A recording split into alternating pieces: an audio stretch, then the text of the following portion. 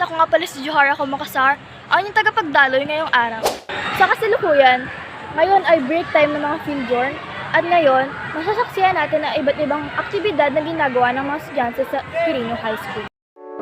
Tingnan natin, ang mga estudyante sa Quirino High School mula sa grade 8 nagkakaroon ng pagsasanay.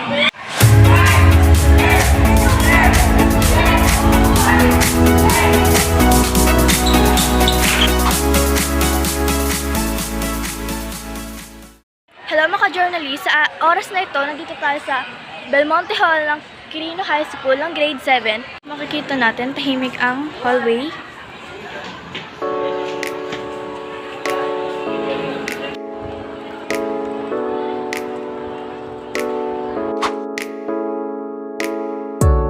Naman, nandito tayo sa kantin ng Quirino High School. Ito nga pala ang loob ng kantin.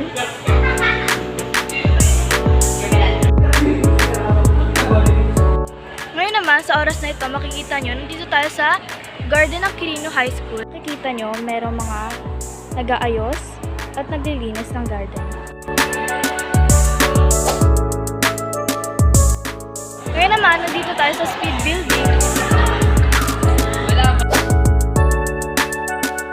Ngayon naman, nandito tayo sa dome.